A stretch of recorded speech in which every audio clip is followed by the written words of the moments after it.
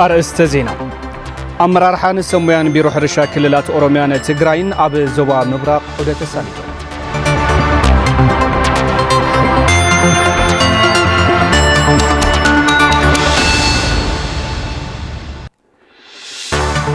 لعلواي بيت فردي تقراي قبدا فتاتما وزف ما يا ممران نسمع تلوات يقوتر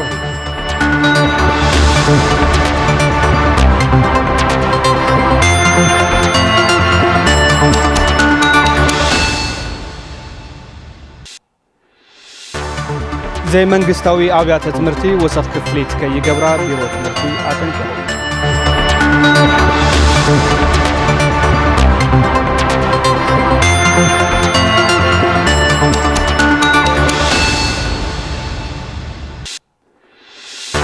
كاب زيناتات وزاي ترامب خلت شح توسخي أولاد ساتتا ناب لوس أنجلس وافر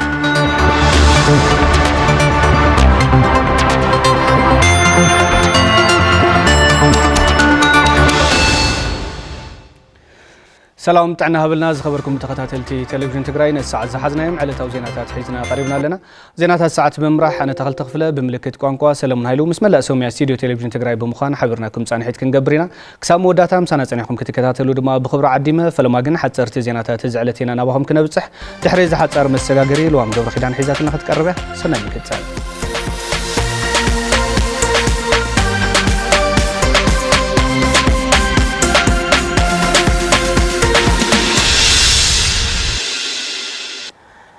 تعنا هبلي كم يصنيحكم خبركم تملكتنا نزعله زز حرنا يوم حصرت زيناتات وشت عدن وصانا باخم كنبلينا مسانا صنحو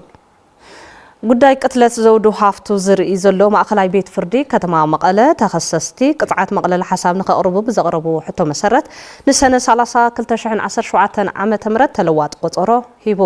ማእከላይ ቤት ፍርዲ ዞባ መቐለ ጉንበት 8 2017 ዓመተ ምህረት ብቅትለት ዘውዱ ዝተኸሰሱ ክልተ ተጠርጠርቲ ጥፋተኛታት ዝብል ብይን መሃቡ ይፍለጥ ነዚ ስዒቡ ዓቃቢ ሕጊ ቅጽዓት ሓሳብ ከቕርብ ምስ ጀመረ ተኸሰስትን ስድራ ተኸሰስትን ብምኽንያት ዝተፈጠረ ረብሻ ቅጽዓት ውሳነ ከይተዋሃበ መጋባእያ ከም ዝተቋረፀ ይዝከር ሎሚ ውሳነ ንምሃብ ዝተሰየመ መጋባእያ ማእከላይ ቤት ፍርዲ ከተማ መቐለ ተኸሰስቲ ቅጽዓት መቕለሊ ሓሳብ ንምቕራብ ግዜ ወሃበና ብምባሎም ተለዋጥ ቁጽሮ ሂብሎ ይብራህ እምባይ ከም ጸብጸቦ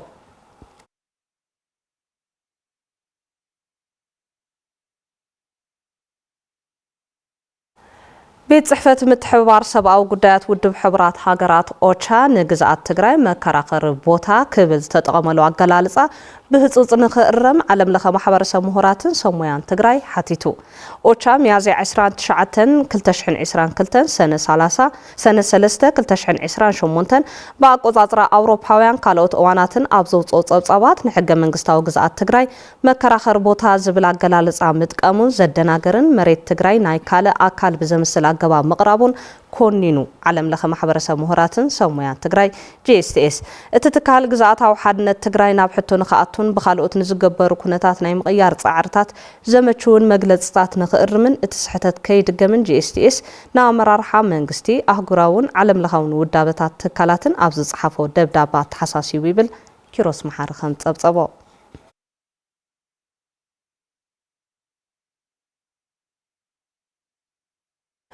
ኣብዛ ዓመት ክላስተር መሰረት ዝገበረ መፍረያይነት ንኽህሉ ብዝተዋደደ መንገዲ ከም ዝስራሕ ቢሮ ሕርሻን ሃፍቲ ተፈጥሮን ትግራይ ኣፍሊጡ ኣተሓባሪ ከይዲ ስራሕ ልምዓት ዝራእቲ ወረዳ ጽራእ ወንበርታ ኣይተ ካሕሳይ ገብረ ማርያም ኣፍታ ወረዳ ካብ ዘሎ ልዕሊ 11000 ሄክታር ተሓራስ መሬት እቲ ልዕሊ 3000 ሄክታር ክላስተር መፍረይቲ ሓረስቶት ንኽዝራእ ተዳልዩ ከም ዘሎን ንተግባራውነቱ ድማ ብዝተዋደደ መንገዲ ክስራሕ ኢሎም ኣመሓዳሪ ወረዳ ጽራእ ወንበርታ ኣይተ ሃፍቱ ብርሃነ ኣብ ሕሉፍ ዘበነ ምህርቲ ኣብ ምጥቃም እታወታት ሕርሻ ዝተረኣየ ክፍተት ከይድገም بتخرت كسر حيلهم بكتل حلا في بيرو حرشان هفت فترة تجرين أيتا عالم برهان هاريفيو كلاستر مسرس جبر مفريعينت راح متقفح كيكونس زركب مهرتن خدم فع كلهم التوتات حرشة بالزجباء متقاميت اللي بيلهم كانت أبصاب كودات كوميونيكيشن وردا ترى ومبرتا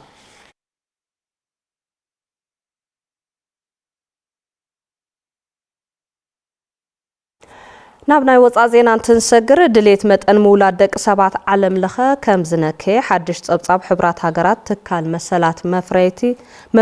UNFPA عملخيتو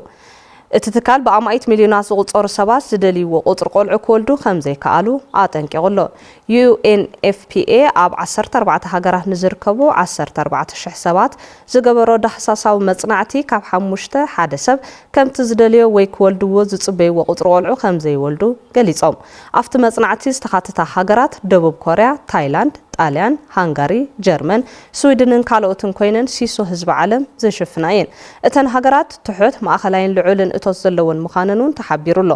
ሓላፊት እቲ ትካል ዶክተር ናታልያ ካነም ዓለም ተራእዩ ዘይፈልጥ ምንቁልቋል መጠን መውላድ ተርኢ ከም ዘላ ገሊፀን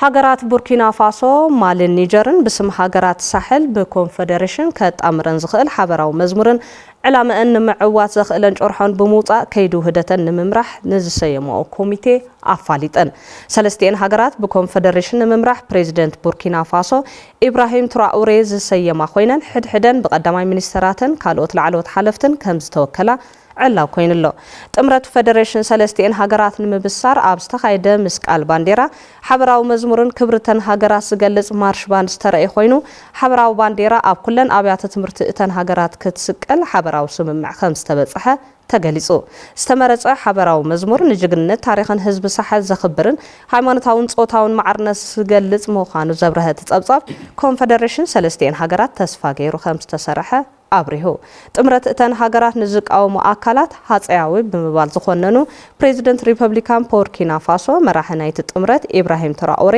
ኮንፌደሬሽን ምርግጋጽ ትብዓት ጽንዓት ተአማንነት ዝሓትት ምዃኑ ምግላጾም አልጀዚራ ተወኪሱ ገብረ እግዚአብሔር ኃይሉ ጸብጽብልናሎ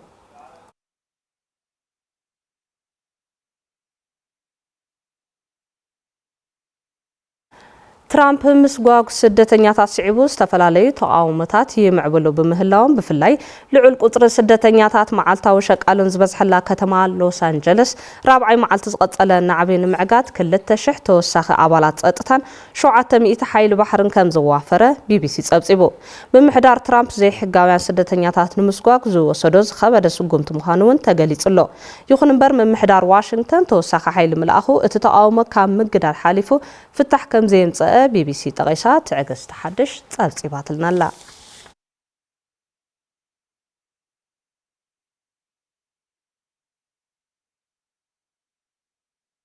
حصرت زينات الساعات زازمنا لوام قبر كدان مساخون صنحين سلام جزاء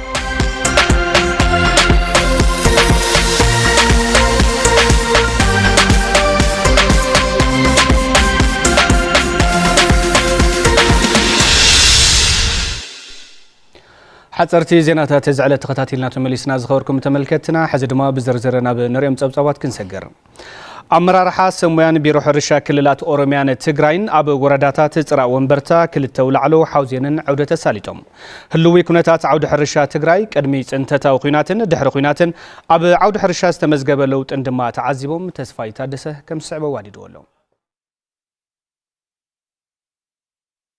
بحالافي بيرو حرشا كل الأوروميا ايتجيتو جمتشو استمر حلوخ جلة سمويان أمرارحن حرشان بيرو حرشا في فترة تجراين أوررتات زرعون برتا كل التولعلن حوزيننا وسرح تمر وحس أبالحمي مفراي معارن سرح تموصلن هفت فترة عدوتا ساليتهم كل الأوروميا دحروا علي بريتوريا أبز حلف عامتات حجزات تراكتر مرز زرن زمناو دخولن حجز موسيوم يمزولو حلافي بيرو حرشا في فترة تجراين دكتور إياس أبراهام استخايد عدوت وسيت حجزهم كرويون نتي بوكينات استهاسي زفر حرشا تجراي بعكال كردون ناي محواي سرح حابر كان مسرح زقبر يولوم روميا كلل كم كلل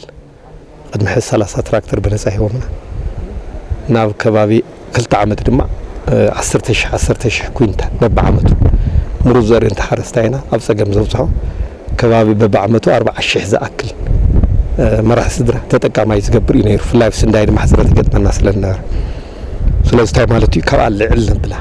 حزبنا بصقمينا لنا سلازي قبرنا كنا زمن تخوينا دغف زليانا نغرات اللوا ابኦም قديمهم صلل خدو رحق كيدم يم فتزنبرنا طورنت مقصلنا نيرنا كحناون تقاطاناتهم كنصحنا نيرنا قلنا بدحر مليسنا بيهل ولا 800 تمطق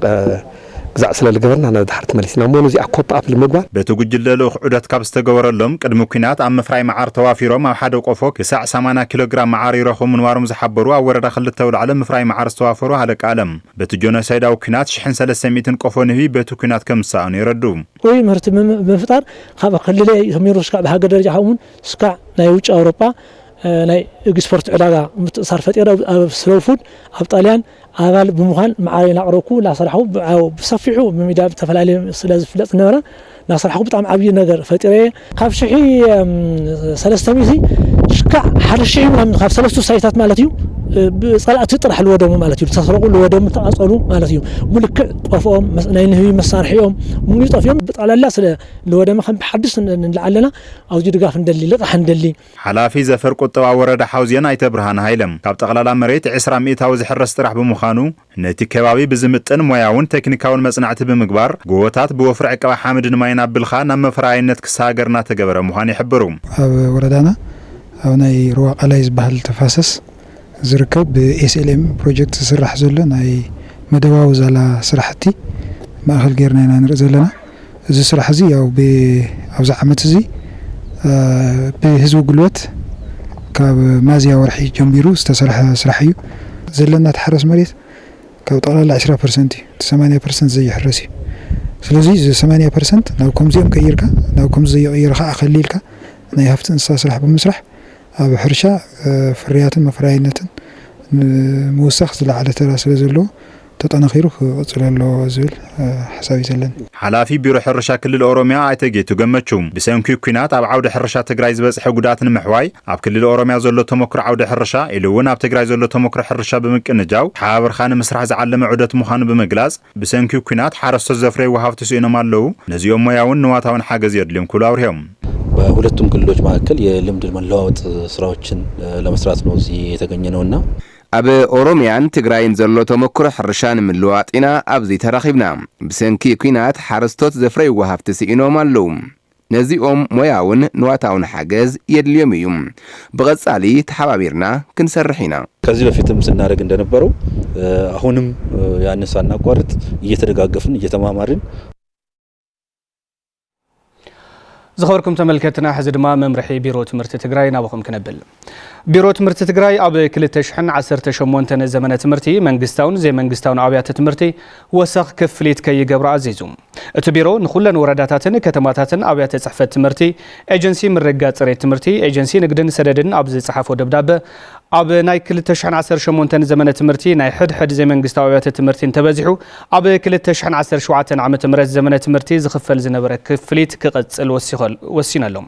እዚ ክፍሊት ድማ ብስሩዕ ብምሸታውን ርሕቐትን ዝመሃሩ ኣብያተ ትምህርቲ እውን ዘካተተ ኢሉ እቲ ቢሮ ኣብ መወዳእታ ድማ ነዚ ዘይተግብራ ኣብያተ ትምህርቲ ክሳብ ምዕጻው ዝኸይድ ስጉምቲ ከም ዝወስድ እውን ኣጠንቂቖሎም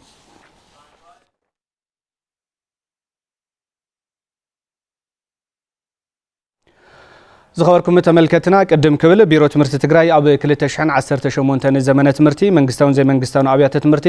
ወሰኽ ክፍሊት ከይገብራ ዝብል ውሳነ ርኢና ነርና ኣብዚ ጉዳይ ተወሳኺ መብርሂ ክቡና ሓላፊ ቢሮ ትምህርቲ ዶክተር ኪሮስ ጉዕሽ ኣብዚ ኣብ ስቱድዮ ዓዲምናዮ ኣለና ዶክተር ኳዕ ብዳሕና መጹ ሓንሰናኹም ጽቡቕ ከም ተቀድም ክብል ዝራናዮ ኣብ 2018 ዘመነ ትምህርቲ ናይ ግለይ ወይ ድማ ዘይመንግስታዊ ኣብያተ ትምህርቲ ወሰኽ ክፍሊት ከይገብራ ዝብል ውሳነ ተወሲኑ ዘሎ ነዚ ውሳነ ዝመበገስ እዩ እንታይ كرم كمت زفلت أب تجري أو ناي منجستاوي أبي تمرت الله كم ون منجستاو زي كنا أبي تمرت الله أبجعتن أبت زخفلو خفليتن أب متن يكون بكهفلو كاب محور سب أو زحلفو كلتا سلسة عمت بزحت حتوهات مثل علو بزحت قريتها مثل علو مسيميم أوز عامة زي دما حدث زوج أواج تمرت له كم هاجر سلازي نايتو نايقل عبيت تمرت زخفلو كفليت زل على متن كوسن كم زلوا يدنجك زي يبان أطرح يكون السبع عالم ون زل تمكري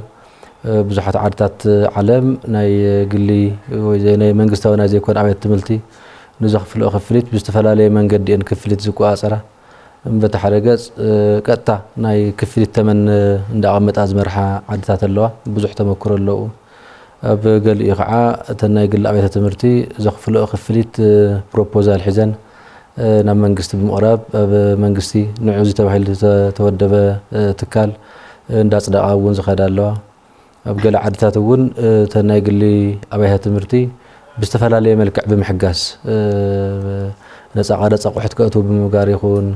ናይ መሬት ኣቕርቦት ይኹን ካልኦት ነገራት ብምድጋፍ እተን ኣብያተ ትምህርቲ ዘኽፍልኦ ክፍሊት ተፍቲ ማሕበረሰብ ዓብዪ ጽዕንቶ ከይሕድር ዝከላኸላሉ መንገዲ እውን ኣሎ ስለዚ ብሓፈሽኡ ትምህርቲ ብቐንዱ ማሕበራዊ ግልጋሎት ስለ ዝኾነ ኣብዚ ማሕበራዊ ግልጋሎት እዚ ሰለስተ ነገራት ብቐንዱ ተሓሳብ ተገይሩ እዩ ዝውሰን እቲ ሓደ ያው ናይቲ ተጠቃሚ ማሕበረሰብ መሰል ምኽባሪ በቲ ካሊእ ገጽ ከዓ ናይ ነፃ ዕደጋ ኤሌመንት እውን ስለ ዘለዎ ንሱ እውን ተሓሳብ ዝግበር እዩ ብሳልሳይ እውን ኣክሰስ ቱ ኤጁኬሽን ትምህርቲ ተበጻሕነት እውን ኣብ ግምት ብዘእተወ ስለዚ ስኢሉ ነፃ ዝልቀቕ ከይኮነስ መንግስቲ ብዝተፈላለየ መንገዲ እዘን ናይ ግሊ ኣብያተ ትምህርቲ ዘኽፍልኦ ክፍሊት ክቆፃፀሮ ከም ዝኽእል እዩ ዘረድእ በዚ ምክንያት እዚኦም ዝርዝር ጉዳያት ተጽዕና ናይ ሕድሕድ ቤት ትምህርቲ ብዘለዎ ብርኪ መበገሲ ተገይሩ ክንደይ ክኸፍል ኣለዎ ዝብል ተመን ምቕማጥ ኣገዳሲ እዩ ግን ስራሕ ንሱ ምስቲ ሕዚ ዘሎ ዘይተረጋግአ ናይ ዕዳጋ ኩነታት እውን ምስቲ ንሕና እውን ካብቲ ዕንወት ክንወፅእ ኣብ ንፅዕሮ ዘለና ፃዕሪ ኣብ እዋን ቀውሲ ስለ ዘለና ስለዚ ዝታት ተሓሳቢ ገይሩ ብዝተማልአ መልክዕ ብዝተጸንዐ መንገዲ እቲ ኢኮኖሚ እውን ጽሬት ትምህርቲ እውን ዕድል ትምህርቲ እውን ናይቲ ማሕበረሰብ ናይ ምጥቃም መሰል እውን ናይ ምኽፋል ዓቕሚ እውን እዚኦም ኩሎም ርኢዩ ተኣሽሙ ስካዕ ዝቕመጠሉ ወሰን ስካዕ ዝቕመጠሉ ኣብ 2018 ዝህሊ ናይ ትምህርቲ ክፍሊት በተብ 2017 ዝጥቀማሉ ዝነበራ ኣብያተ ትምህርቲ ከኽፍላ እዩ ውሳነ ተወሲኑ ዘሎ ስለዚ መበገሲና ቶም ናይ ህዝቢ ቅሬታ ናይ ትምህርቲ ሕግን ናይ ዓለም ለኻዊ ተመክሮታትን መበገስ ዝገበረ እዩ ማለት እዩ ጽቡቕ ከምዚኦም ዓይነት ውሳነታት ብዙሕ ግዜ በብዓመቱ ዳርጋ ይውሰኑ እዮም ማለት ይካኣል ግን ኣብ ተግባራውነቱ ብዙሕ ይረአን ስለዚ ትሕዚ ወፂኡ ዘሎ ውሳነ ተግባራዊ ንምግባር ከም ቢሮ ትምህርቲ እንታይ ዓይነት ድልውነት እዩ ዘለኩም ወል ቅድሚ ሕዚ ከምዚ ዝበለ ውሳነ ዝወሰድናሉ ኣይነበረን ቢያንስ ኣነ ካብ ዝፈልጦ ካብ 2015 ጀሚሩ ናብ ስራሕ ካብ ዝመጽእ ያውቲ ኤጀንሲ ምርግጋፅ ጽሬት ትምህርቲ ነዚኣተን ክከታተል ዝግብኦ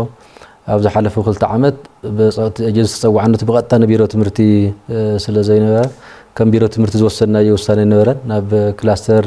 ስግግር ማሕበራዊ ልምዓት ተጸዋዕነቶም ነይሩ ስለዚ ብከምዚ ተመን ኣቐሚጥናሉ እዚ ኣቐሚጥናሉ ዘን ዘይተግበረ ዝበሃል ከም ሕጊ ከምዚ ወፂኡ ተበለ የለን ግን ምስ ናይ ግሊ ኣብያተ ትምህርቲ ብምርዳእ ንምስራሕ ብዙሕ ይፍተን ነይሩ ፀገም ኣሎ ናይ ማሕበረሰብ ፀገም ኣሎ ንስኻትኩም እውን ፀገም ኣሎ ከምዚ ለጣዕሞ እንዳተባሃለ ብምርዳእ ንምኻድ ዝፍተን ዝነበረ እዩ እዚ መምርሒ ኮይኑ እዩ ዝወርድ ዘሎ ውሳነ ቢሮ ትምህርቲ እዩ ንተፈጻምነቱ ናይ ኩሉ ኣካል ምትሕባር ዝደሊ እዩ ተን ኣብያተ ትምህርቲ እውን ዘሎ ኩነታት ተረዲአን እዚ ንምትግባር ቁፅሪ ሓደ ተሓባበርቲ ክኾና ክእላ ኣለዎን ወለዱ እውን ብኡ ልክዕ እዚ ዝተፈቐደሎም መሰሊ ስለዚ መሰሎም ብኣግባቡ ኤክሰርሳይዝ ክገብሩ ክእሉ ኣለዎም ዝመሃር ዘሎ ተምሃራይ ካብዚ 2017 ዝኽፈል ዘሎ ክፍሊት ንላዕሊ ክፍሊት ተተሓቲቱ ናብ ቢሮና ጥርዓን ክመጽእ ኣለዎ ነዚ ዘተኣናግድ ናይ ሓባር ዝኾነ ታስክ ፎርስ እውን ክጠያሽብ ትካል ኣሰራርሓ እውን ኣለዎ እዩ ስለዚ ነዚ መምርሒ እዚ ዘይኽብር ትካል ኩሉ ሻዕ ፍቓዱ ካብ ቢሮ ትምህርቲ ብዝወሃብ ፍቓድ እዮም ዞም ትካላት እዚኦም ዝንቀሳቐሱ ስለዚ በቲ ናይ ቢሮ ትምህርቲ መምርሒ ዘይሰርሕ እንድሕር ደኣ ኮይኑ ዝውሰዱ ሕጋዊ ስጉምትታት ኣለዉ ስለዚ ነዚ ግን ተን ቤት ትምህርቲ ክተሓባበራ ክእላ ኣለዎን ብቁፅሪ ሓደ ወለዲ እውን በብብርኩ ዘሎ ኣመራርሓ ትምህርቲ ናይ ኢንስፔክሽን ካልኦት ኣካላት እውን ኣብዚ ክሰርሑ ክእሉ ኣለዎም ናይ ወለዲ ተምሃሮ ሕብረት እውን ኣብዚ ክሰርሑ ክእሉ ኣለዎም ክንተሓባበር ኣለና እዩ ጽቡቕ ምናልባት ከም ካሊእ ክለዓል ዝኽእል ቅድሚ ዝውሳነ ዝምውፅኡ ወሰኽ ዝገበሩ ኣብያተ ትምህርቲ ከም ዘለዉ እውን ይንገር ኣሎ ስለዚ ቅድሚ ትውሳነ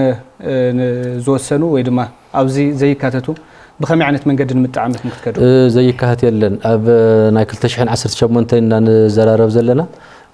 ስለዚህ ናይ 2018 ካብ ብሕዚ እንዳሓብ ዓመት መወዳእታ እዩ እንዳተወሰነ ዝኸይድ ስለዚ ቅድሚ ሰሙን ይኹን ቅድሚ ወርሒ ይኹን ቅድሚ 2 ወርሒ 2018 ኢሎም ዝወሰኑ ኣካላት እንድዕዳሃልዮም በዛው ዝኒሄ ደብዳቤ እዮም ዝኸዱ በዚ እዩ ዝኽየድ በዚ ክታናገድ ዝብልና ወሰደ ጽቡቕ ካሊ ቤት ትምህርቲ ንዝገብሩ ወሰኽ ዝቃወሙ ወለዲ ዘልዕልዎም ሕቶታት ኣለዉ ደቅና ካብ ቤት ትምህርቲ ክንወፅእ ንግደድ ኢና ዝብል ነገር ኣሎ ስለዚ ነዚ ከመይ መንገዲ ይክፍታሕ በዚ ተቐሚጥ ዘሎ ክፍሊት መሰረት ኢና ንኸፍል ንዝብሉ ወለዲ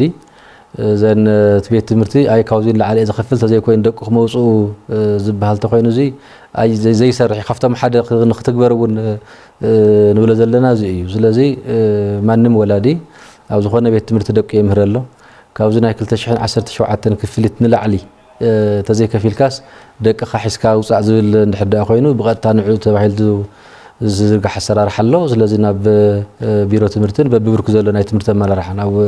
ወረዳሃት እውን ኣለውና እዮም ነዚ ዝከታተሉ ስለዚ ብቐጥታ ናብኣቶም እዩ ጥርዓን ዝቐርብ ኣኮርዲንግሊ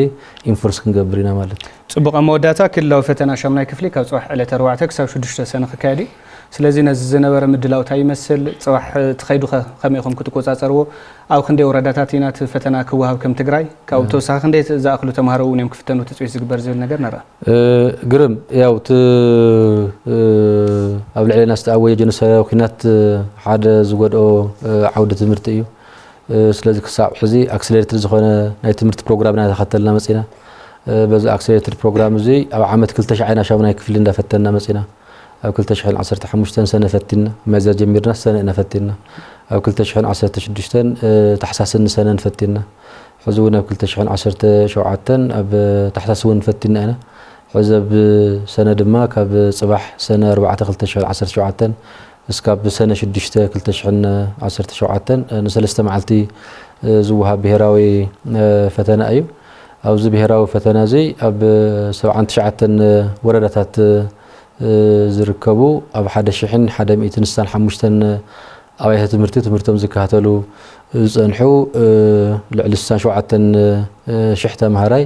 ፈተና ክወስዱ እዮም ያው እቲ ፈተና ኣይ ጽባሕ ዝወሰድ እምበር ናይ ምድላው ምዕራፍ ቀዲምካ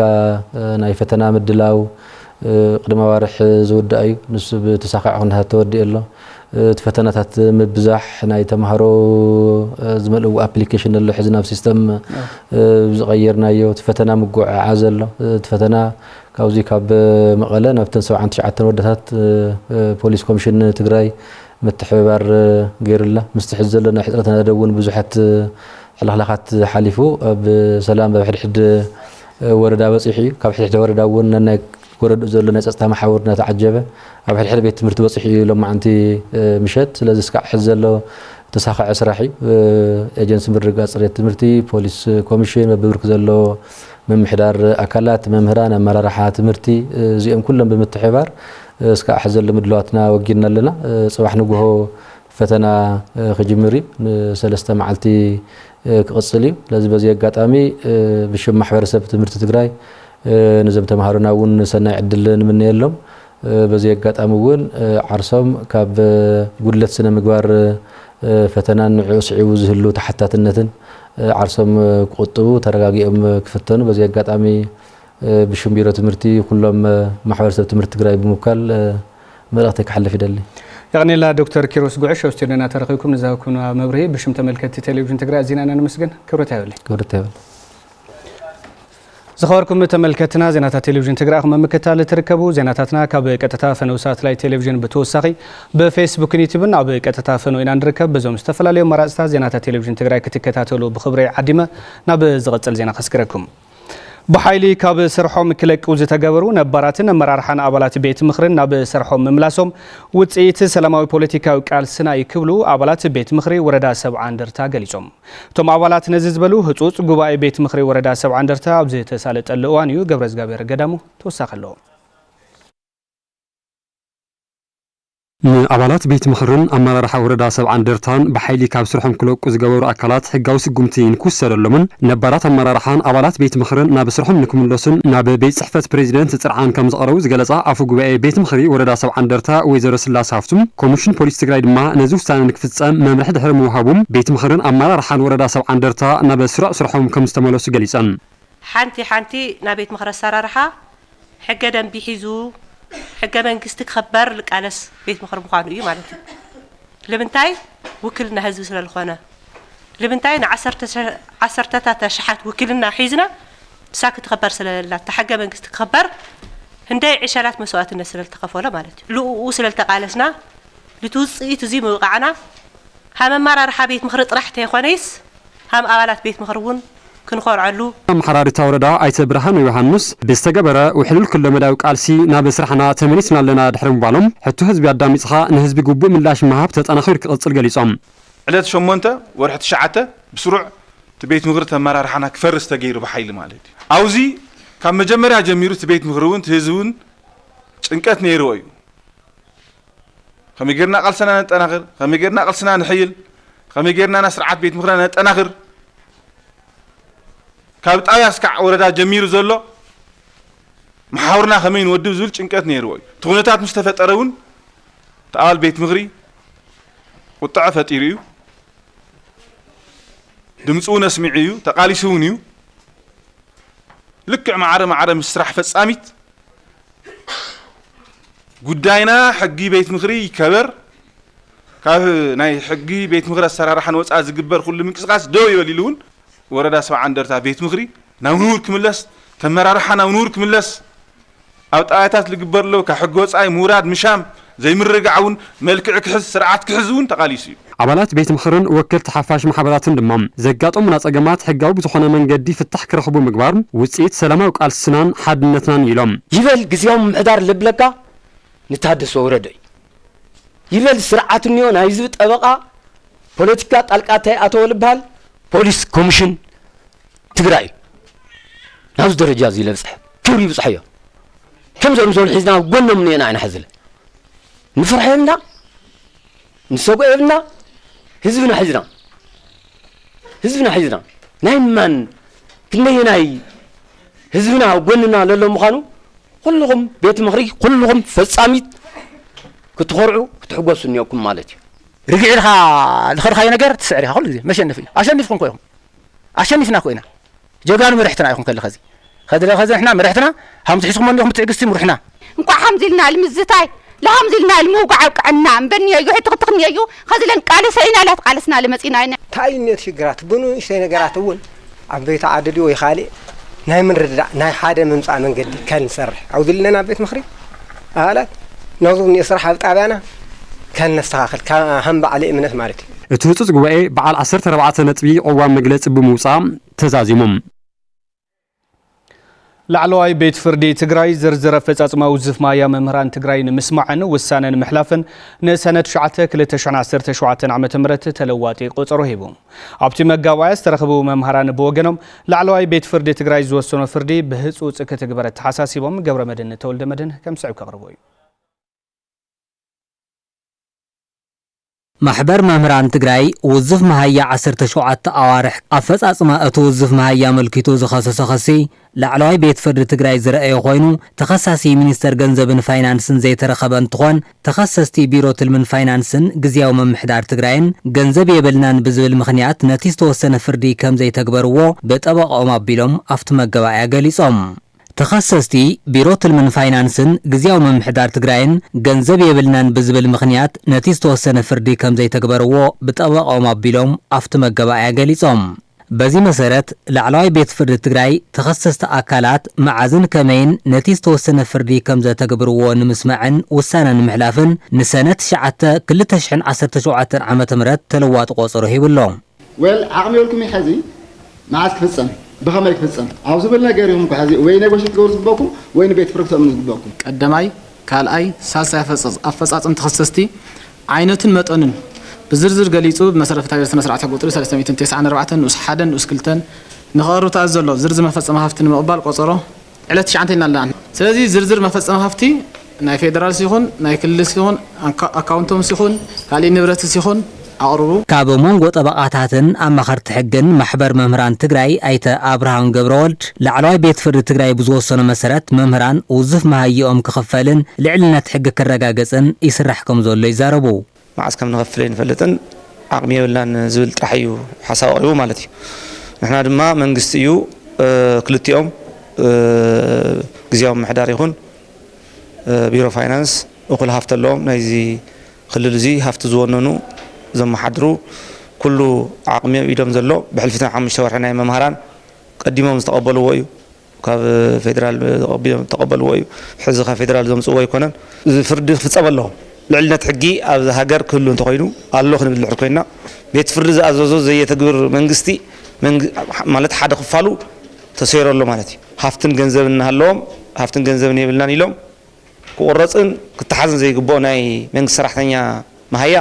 ናይ ኩሉ መንግስቲ ሰራሕተኛ እንተኾነ መሃያ ክትሓዝ ይግብኦ ብፍላይ ድማ ሕዚ ክፍፀም ዝግብኦ ተወሰነ ውሳነ ስለ ዝኾነ እዚ ተወሰነ ውሳነ ድማ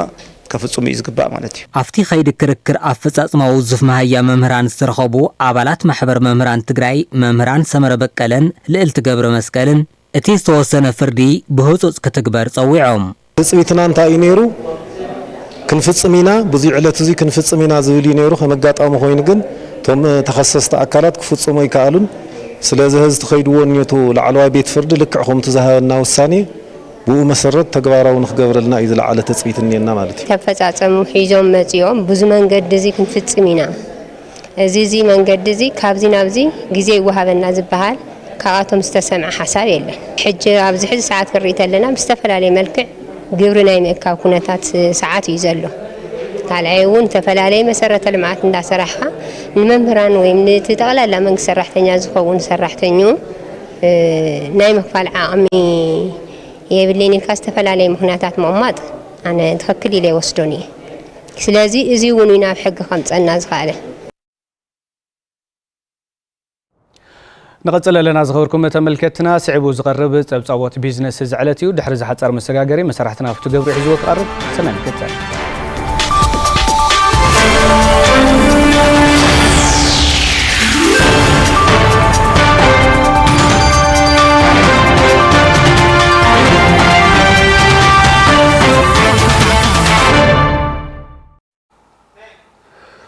يمسكنا تحلتي سلام طعنا هبلي زغوركم تملكتنا نزعل الزحرنا مزيناتات بيزنس حيز قريب لكم مكتتالكم عديمه فلما اب كتما عدوا ببزحي كابانا اشتين اب ماخلوت مفريت زعوي تكالات كمستر ايو زفر قطباتا كتما حبيرم بركع بيت نزمزغبو تكالات مسرحن مشطن بوتا اب مهاب كم كتما كفتت كم زلون ات بيت صحفت املاقيتلو تصفاز قعسوي توسخ يزلو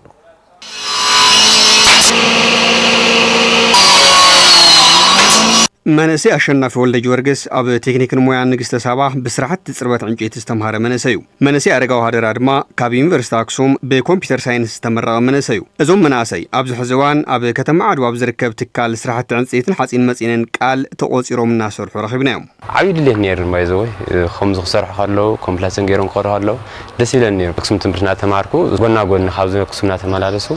قلنا جميرة جمرت المهارة النورك تكنيك المويا نجست سبعة معه زنا كتم عدواي مالتي كوبو الناس تنقصني الجهانية في تسرح سماري ركا مالتي عرفنا خلنا بيس حقنا اوريد حس وصي يسرح له دحرقنا عليه وصيه اصبو درجات روخوني هم زد قمت لني قصاله خان احنا خان يعلنا خفيتناكم زيب كلام حتى تقولنا ان حادث فانا قبر اب تكنيكن مويا نجست سبا ممهر كم زخونن مويون ابرو حب موعل نابزحش برك كم استسغاغرن ززارب ونا نسرحت عنصيتن حصين مصينن قال ممهر كم فادرا نقصالي كاب دغز مصو سرحت عنصيتي مولو بمولو زتك سرح نمسرح عليم ينقصاص كم زلو يحبر عدوا نجست سبا تكنيك كولج مزينا مهر كوزانيه كاوغن ياو ناي لقاح بناي ددوي تبيله جميره ماتي شعزنا برا حفتن هزني حفتن كرا خلو ناي عزفي تعاطف ياو صبو دجات احنا نركب مالتي على لاكس كا 10 4 الله مالتي تام سرحتنينا داب كراي سلازلنا كم دليتنا نسرح هنا خيلن ايفن اوزي زي كفته منقاساسينا لنا حسونا يقرشي نوطانا نت ورك شوبنا دمرنا غزانا رزلنا مالتي عوي زبهل تكالنا فرنيتشر برودكشن or furniture manufacturing ና ብረታ ብረት አላላ ተከብደ ገዝመጽ ነበረ ብሎግ ጌርካ አውዚና መምራትዩ ተዋናው ናቲ ዓላማ ኣብ ቤት ጽሕፈት ዘፈር ቁጠባ ከተማ ዓድዋ ኣተሓባባሪ ከይዲ ስራሕ ማኒፋክቸሪንግ ኢንዱስትሪ ኣይተ ገብረ መድህን ተጠምቀ ኣብታ ከተማ ብርክት ዝበሉ ካብ ኣናእሽተይን ኣብ ማእኸላይ ዝተሰጋገሩ ትካላት እኳ እንተሃለዉ መሬት ሂብካ ዓርሶም ዝኽእልሉ ዕድል ኣብ ምፍጣር ግና ከም ምምሕዳር ድኽመት ከም ዘሎ የመላኽቱ ካብ ኣናእሽተይን ኣብ ማእኸላይ ዝሰግሩ ጽቡቕ ዳታ ኣለና ኣብዚ ዓመት እዚ እኳ 27 ካብ ኣናእሽተይን ኣብ ማእኸላይ ሰጋገሩ ከተማና ነው መስርሕን ልቃሕን ዝብል እዩ ዝለዓለ ፀገም ኮይና ዘሎ መስርሕ ቦታ ወሃባ ኣፈቃቀለ ኣፈጻጽማና ዘሎ ካብ በዓለ ጀሚሩ ካብቲ ዘመሓድር ዘሎ ካብ ክልል ከተማ ከምቲ ናይ ቀደም ወነ ኣይኮነን ተዛሓይሉ ብፍላይ መስርሕ ቦታ ማህብ ፀገም ነና ዝበዝሕ ፀገም በዓላዊ ፀገም ዘሎ መምስ ዝምልከቶም መዳርክቲ ኣካላት ምዃን ክፍታሕ ስለ ዝግቦ ኣብ ከተማ ዓድዋ ልዕሊ 228 ኣናእሽተይ ማእኸሎትን ዓበይትን መፍረይቲ ትካላት ከም ዝርከቡን ብርክት ዝበሉ ካብ ኣናእሽተይን ኣብ ማእኸላይ ብርኪ ዕቤት ዝተሰጋገሩ መናእሰይ እውን ከም ዘለውን ቤት ጽሕፈት ዘፈር ቁጠባታ ከተማ ይሕብር ኣብ ከተማ ዓብይ ዓዲ ትርከብ ማሕበር ባልትና ሰላም ብዝግበረላ ዘሎ ደገፍን ክትትልን ኣታዊኣ ትዕቢ ከም ዘላ ፍሊጣ ማሕበር ኦል ማይ ሲስተርስ ተቐማጦ ሰሜን ኣሜሪካ ብወገና እታ ማሕበር ዝያዳ ትራፊክ ንምግባር ትሰርሕ ምህላዋ ፍሊጣ ንጸብጻብ ንጉሳ ማረ ሸዊት ኪዱ ቅድሚ ሓደ ዓመት ብማሕበር ኦል ማይ ሲስተርስ ተቐማጦ ሰሜን ኣሜሪካ ብ260,000 ብር ሓገዝ ኣብ ከተማ ዓብይ ዓዲ ሰጣይሸት ማሕበር ባልትና ሰላም ካብ ኪሳራ ወፂኣ ብዝሓሸ ብርኪ ከም ዘላ ኣባላት እታ ማሕበር ይዛረባ ጠቕላላ ኣታዊና 201,375 ኣኑራ ዝዓደግናዮ ኣብ ወንበሪ ኣብ ፍሪጅዲ ድማ 105,085 ቅርሽን መንቀሳቐሲ ኣብ ናይ በዓል ሽሮ በርበራ ዘይትን ተመሳሳሊ ኣብ ናይ ቡና ግዛዕ ዘለውን 18,080 ቅርሺ ኣለና ድምር ኣብ ባንክ ዘለና ከዓ 78,210.11 ሳንቲም ኣለና ጠቕላላ ናይ መንቀሳቐሲናን ኣብ ባንክ ዘለና ከዓ 96,990 ብር ቅድም ደረቕ እንጀራ ነካፍል ንሰርሕ ነርና ቁሩ ምስ ዕዳጋ እውን ተኣሳሲርና ነርና ጽቡቕ ንሰርሕ ነርና ኣብቲ ኸሳራ ዕዳጋ ግጥም ኢልና ብቋሪፅና ከዓ ናብ ካልእ ስራሕ ኣቲና ናብ በርበረ ናብ ሽሮ ናብ ዘይቲ ከዘው ጽቡቕ ደረጃ ኢና ነና መንቅስቓስ ማሕበር ባልትና ሰላም ዓብይ ዓዲ ንምዕዛብ ዝመጻ ኣድ መንበር ቦርድ ማሕበር ኦል ማይ ሲስተርስ ተቐማጦ ሰሜን ኣሜሪካ ሲስተር ኣብራሽ ሕልፍ ማሕበርን ንማሕበር ባልትና ሰላም እግሪ ንምትካል ዝገብሮ ተጻዕሪ ውጽኢት ክርከቦ ምኽኣሉ ከም ዝተሓጎሳ ብምግላጽ ነታ ማሕበር ዝያዳ ንምጥንኻር ምስ መድረክቲ ኣካላት ሓቢራ ከም ተሰርሕ ይገልጻ 238,000 زودأ من نواورو غيرنا 4 خن بصراحة السامارية لكن قالي خن انجارات سنكتا قالي خن حنباشات شتا قالي خن شاهد شتا قالي خن شاهي لسلاسايت شتا نابدق خمزو أو تخن أدي خن ناشقت بعقمو سبك جزء الخن خم عقمو كم مطعنو مالتيو سلازي زي كان مقبارا نحنا نكتاتلينا حلافيت بيت صحفة زفر قداي صراحتنيان تتقامنت حبرت سبن ويزرو محدر حيل سلاسة بوغنن محبر أول ماي سيسترس تقاماتو سمين أمريكا لكان استيع عقمي نخعبيا أتقبرو زلا من قصقاس إن آد مخانو بمقلاز كم زي عينة سناي تقبار تتناخيرو كقصلي قبا إبلام زحاش اسرح جميرنا اللوح زحاش اسرح جنزانوون عفتناي حساب التحز انزنارون حزير سلطنا وسيدنيا سلطنا بناي دعنت أتحزا جنزبن كمجرن وصاخ كمجرن أتاو جورا كم زلون مسن مردا غيرنا زحشه كم تلسو معخنا فقربا إلنيان جن حزون صقملو قصالي سلطنا نهبكا نادقفكا زخدالو عدل كنا ما تشاچينا مالتي محبر أول ماي سيسترس سلام بالتنا تقماتو سيمين أمريكا نمتابعي محبر بالتنا سلام عبي عدي 10,000 بر شلمات أبركيتام زخبركم تملكتنا حزد ما كنتات شرفوت أزر صدقان نكتاتل حبيرنا نكتاتل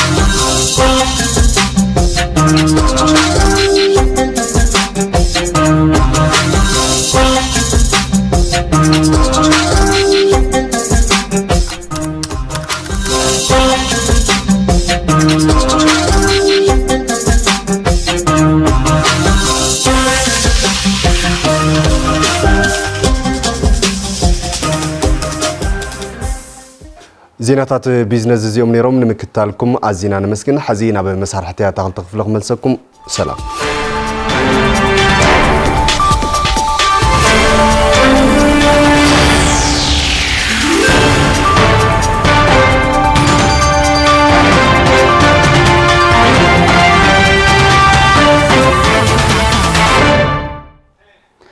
ጸብጻባት ቢዝነስ ተኸታተልና ተመሊስና ዝኸበርኩም ተመልከትና ሕዚ ዝቀረና ጸብጻባት ስፖርት ዝዕለትዩ ጸብጻባት ስፖርት ውሽጥ ዓድን ወፃን ድማ ብሓበን ካሕሳይ ክቐርብ ሓብርና ንከታተል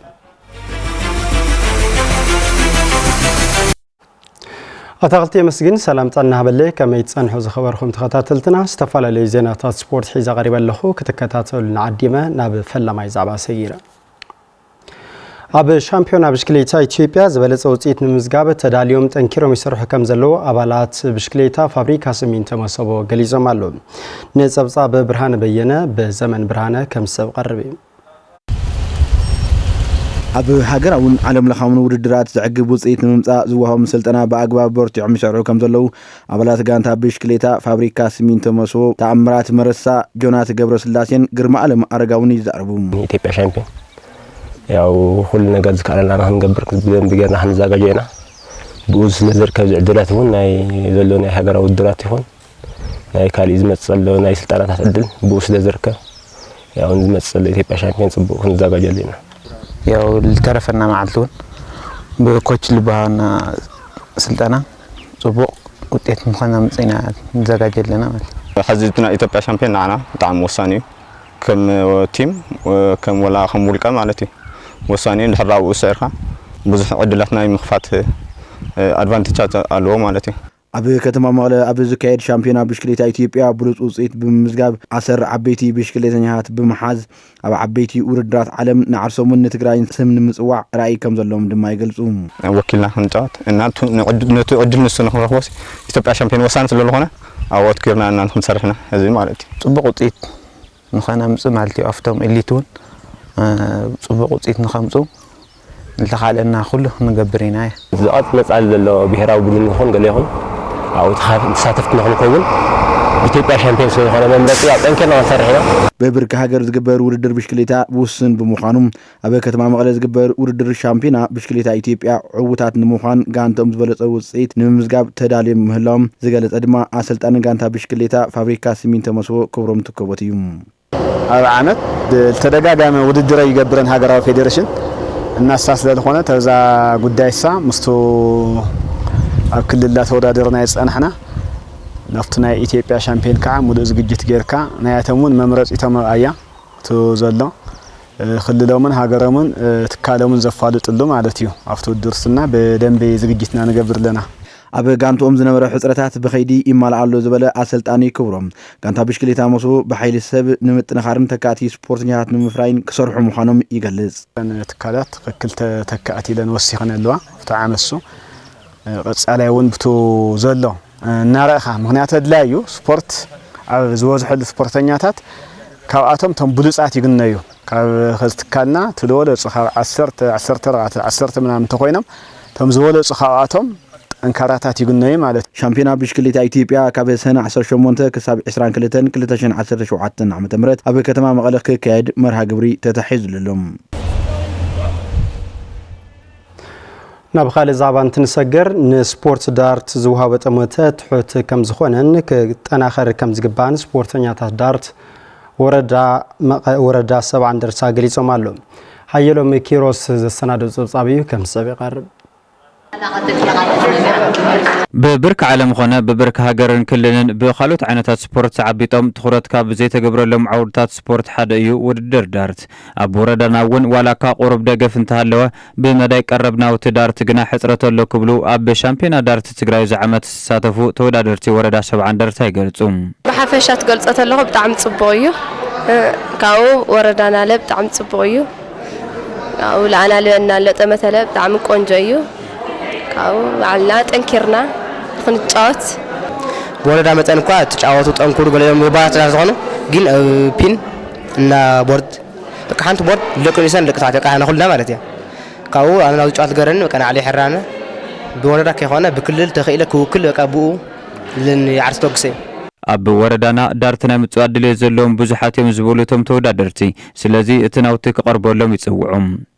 ናይት ጨዋታ ጥንካሬ ወስነን በይ በቃ ናይ ስፋት ቦታ ዘይሆነ ግን አይና ጥንካሬ ልኩስነ ድማ ከምዝ ልካለኹ ንሕና ሓገዝ የድልየና ኣሎ ማለት እዩ ፒና ቦርድ ንሕገዝ ከመና ዝበሉ ብዙሓት ምፈሪ ነይሮም ባህላይ በቃ ላናስ ኩሉ መጫወት ኩና ናይ ትኩረት ገርና ንክንጫወት ከምኡ ክልል ከዓ ከም ንኾና ማለት መጫወት ፒም ዳርት ሁሉ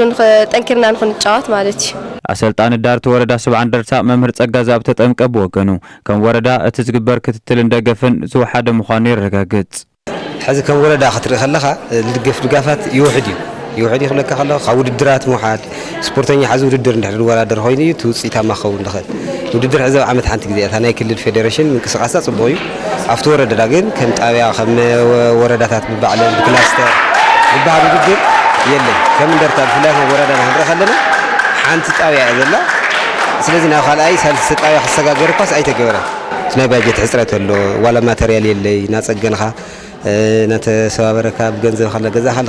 ክየርታት እዩ ዘሎ ናይ ትኹረት ጸገም ተዘይኮይኑ ብዙሕ በጀት ዘይጠልብ ዓውዲ ስፖርት ምስቲ ምዃኑ ሕዚ እውን ብዙሓት ተጻወትቲ ክነፍርየሉ ንኽእል ኢና ክብል እውን ገሊጹ